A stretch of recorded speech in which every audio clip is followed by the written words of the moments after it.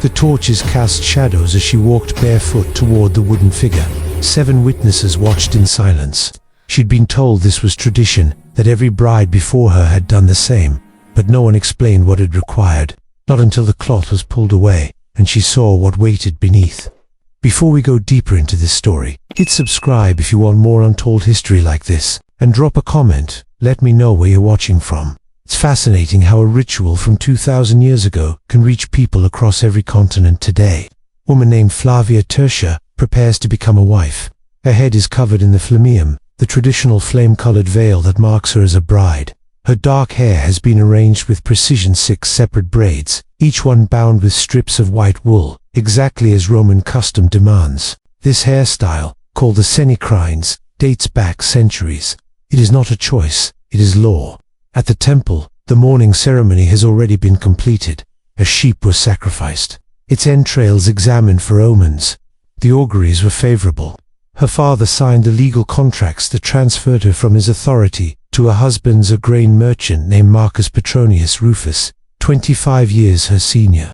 She has met him 3 times. She spoke the ancient words every Roman bride must speak. Ubi to Gaius ego Gaia.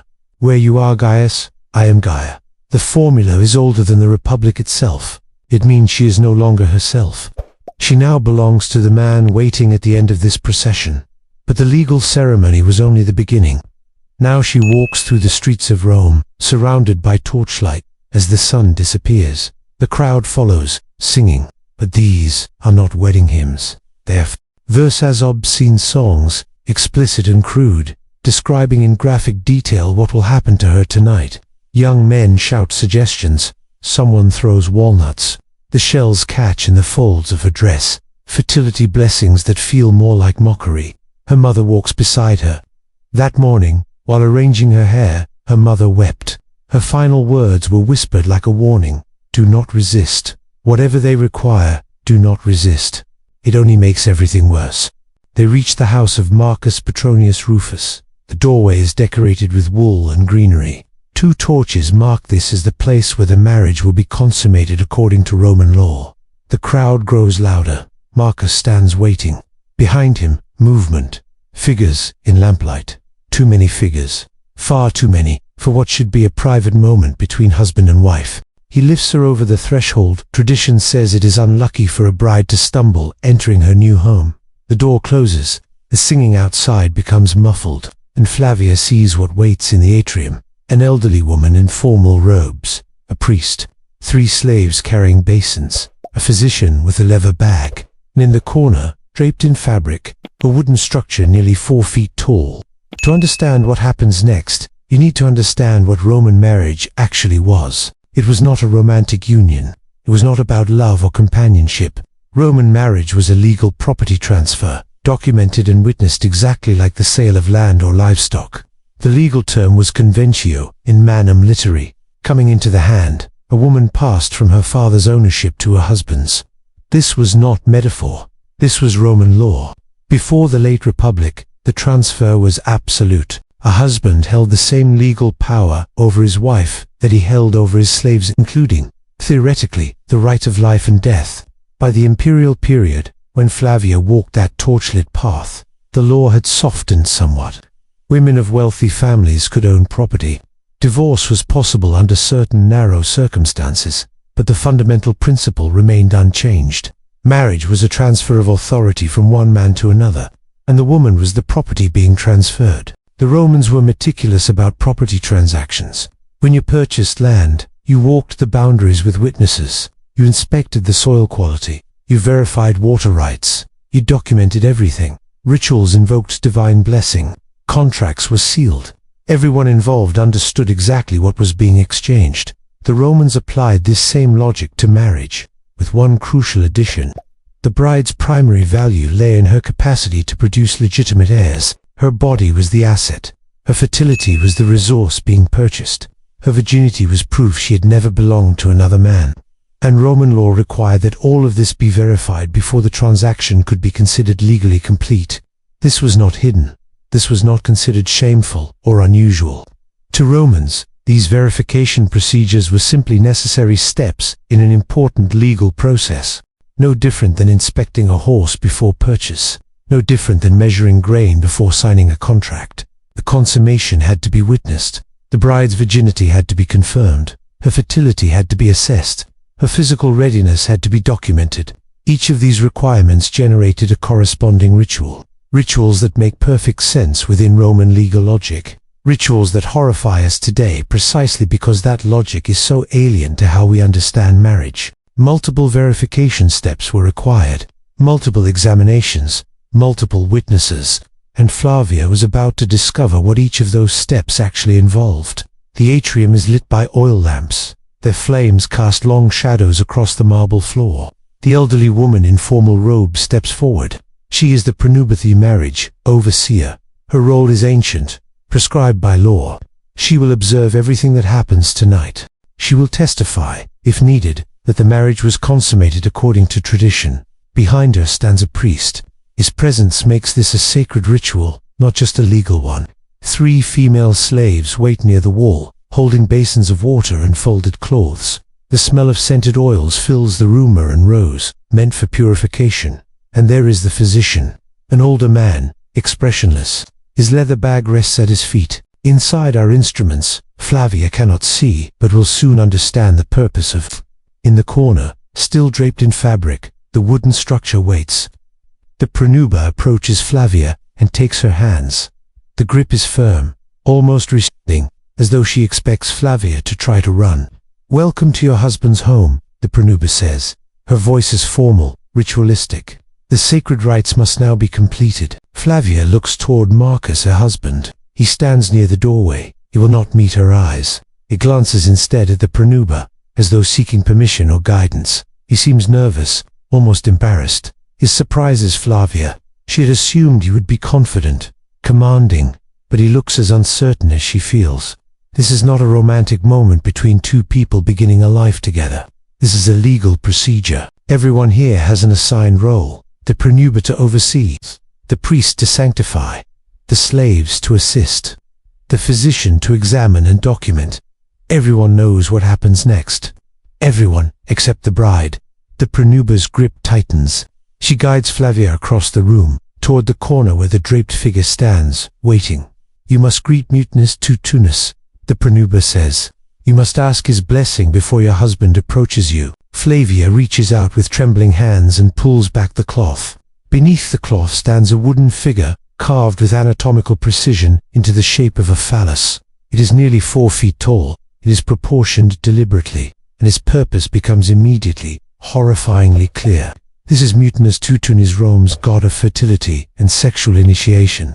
We know he existed because multiple ancient sources mention him, always briefly, always with visible discomfort, always with language that suggests the writers wish they didn't have to describe what they're describing. St. Augustine, writing in the 5th century as Christianity was conquering pagan Rome, described the practice with outrage. He wrote that Roman brides were required to sit upon or mount a wooden phallus of Mutinous Tutunus as a sacred duty before consummation with their husbands. The ritual was performed in the presence of witnesses. Augustine was a hostile source, writing to condemn paganism, but his description matches fragments from earlier, non-Christian texts. Lactantius, another church father, called it so shameful that even naming it pollutes the speaker. He refused to provide details because the act itself was too obscene to describe in writing. Arnobius provided the most explicit account. He described brides made to straddle the god's emblem while their new husbands looked on. He used language that leaves little room for misinterpretation. Varro, the Roman antiquarian writing centuries before Christianity, mentioned Mutinous Tutunus as a deity to whom brides were presented. His language implies physical contact without explicitly describing it, the kind of careful wording used when everyone already knows what you're talking about. Modern historians who address this ritual at all tend to minimize it. They suggest the bride merely sat briefly on the statue's lap in a symbolic gesture, a fertility blessing, nothing more. But the language of the ancient sources does not support this comfortable interpretation. Augustine's word was insedio, which means to settle onto, or mount. Arnobius used insedio to sit upon in a way that implies penetration. Lactantius refused to describe the details because they were too shameful, which seems an excessive reaction to someone briefly touching a statue. The stated purpose was to seek divine blessing for fertility, to ask mutinous Tutunus to grant the marriage fruitfulness. The practical purpose, which Romans may or may not have consciously acknowledged, was preparation, breaking down resistance before the real consummation occurred, demonstrating absolute submission before witnesses, conditioning a virgin bride to accept what would follow. It was making her understand, in the most invasive way possible, that her body no longer belonged to her. Flavia stands before the figure. The pronuber's hand remains on her arm, firm and guiding, allowing no retreat. And Flavia understands, finally, what her mother's tears had meant that morning, what the obscene songs had been preparing her for, what being a Roman wife actually required. What happened with the statue was not the first examination Flavia endured that day. Earlier, perhaps that morning, perhaps the day before, a physician had already verified her virginal status. This was standard procedure for respectable brides in marriages involving significant property transfer. Roman medical texts describe the examination techniques with clinical precision. Physicians knew exactly what to look for, exactly how to document their findings. This pre-wedding examination was not optional. It established a baseline, legal proof that the bride was intact, that she had never belonged to another man. The documentation became part of the marriage contract, evidence of the bride's value as an asset. Now, after the ritual with mutinous Tutunus, the physician approaches for the second examination. The slaves move forward with their basins of scented water. They wash Flavia carefully, methodically. This washing has religious significance, purification after encountering the god. But it also serves a practical purpose, preparation for what comes next. The physician conducts his examination. He verifies that the ritual was properly completed, that her physical state is consistent with what the earlier examination established, that she is prepared for consummation with her husband. All of this occurs in front of the witnesses. The pronuber observes, the priest observes, the slaves assist. Their testimony might be required if any aspect of this marriage is ever legally challenged. To the Romans, these were not traumatic procedures. They were necessary steps in an important legal transaction. Clinical, methodical, essential. Property must be inspected before transfer. Quality must be verified. Documentation must be thorough. Property does not have feelings. Property is transferred according to proper procedures. The examination is documented. The physician confirms his findings to the pronuber. Flavia is now ready for her husband. Flavia is led to the marriage bed. The room has been prepared according to tradition. The bed is positioned deliberately near the doorway for visibility. The door will remain open throughout the night. Oil lamps burn steadily, providing enough light for the pronuber to observe from her position at the entrance. The slaves who will be needed afterward wait in the corridor, just beyond the threshold. Marcus enters. He still will not look at Flavia directly. He glances toward the pronuber instead, as though waiting for permission to proceed. The pronuber speaks. Her voice is formal, ritualistic, carrying the weight of centuries. The bride is prepared. The gods have blessed the union. Let the marriage be consummated in accordance with the laws of Rome and the customs of our ancestors. Let witnesses verify the completion. Let no one question that this woman has become a wife. What follows takes several hours. The pronuber observes throughout. Occasionally, she provides instruction, her voice calm and matter-of-fact, as though she is overseeing any routine procedure, which, to her, she is. Everything that happens in that bed is semi-public, part of the verification ritual, designed to ensure that no aspect of the property transfer can later be disputed. At dawn, as the first light enters the room, the physician returns. He conducts a final examination. He confirms that consummation has occurred, that the bride is now physically changed in ways that mark her transition from virgin to wife. The changes are documented with the same clinical precision as the earlier examinations. The pronuber provides formal testimony regarding everything she witnessed throughout the night. The legal transformation is complete. Flavia Tirsi is now a Roman wife. She sits in the morning light, silent. Her body aches. Her mind struggles to process what has occurred. This is what no one had prepared her for. What could not be explained until it was experienced. What her own daughters will one day endure when their marriages are arranged. What cannot be refused without destroying her family's honor, her father's reputation, her own future. She understands now why her mother wept. Flavia Teresa bears 4 children over the next decade. She manages her husband's household competently. She attends festivals. She supervises slaves. She fulfills all duties expected of a Roman matron of her social class. She never speaks about her wedding night, not to friends, not to her sisters, not even to her own daughters when their marriages are arranged years later. What is there to say? It was tradition. It was how things had always been done. It was what being a Roman wife required. Her silence was not unusual. It was universal. Roman women did not write about their wedding nights. Roman men did not describe what they witnessed as pronubi, or physicians, or fathers transferring authority. The rituals were so deeply embedded in Roman culture that describing them seemed unnecessary, like describing how one breathes or how one walks. Everyone knew. No one spoke of it. This is why reconstructing these practices today requires piecing together fragments. Hostile Christian sources writing centuries later to condemn paganism. Embarrassed medical texts that describe examination techniques without explaining their context. Obscure legal references to verification requirements. Archaeological evidence, statues, temple inscriptions, household objects that only make sense when you understand what they were designed for. The silence was not conspiracy. It was not cover-up. It was simply how deeply normalized these practices were. They were the water Roman women swam in, so omnipresent that describing them seemed pointless. For 1,000 years, this was what marriage meant in Rome. The end of these practices came not from Roman reform, but from external religious conquest. When Christianity transformed Rome in the 4th and 5th centuries, it brought fundamentally different premises about marriage, about women, about the human body. If women had souls equal to men as Christian theology insisted, then they could not be treated as property requiring inspection and verification. If marriage was a sacred mystery, a divine sacrament, then it could not include elements the Church considered obscene and degrading. If modesty and privacy were virtues as Christian teaching proclaimed in the entire apparatus of witnesses, examinations, and public verification was offensive to God. The transition took centuries. It was never entirely complete. But in the cities and among educated classes, the old ways were systematically suppressed. Statues of mutinous Tuchinus were smashed. Others were buried in pits, hidden from view.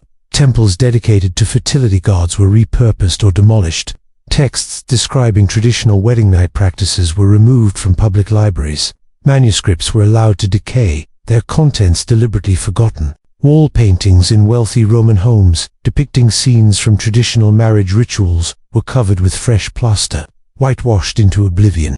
The role of the pronuba was transformed into something purely ceremonial, a woman who held the bride's hand during the Christian ceremony, nothing more.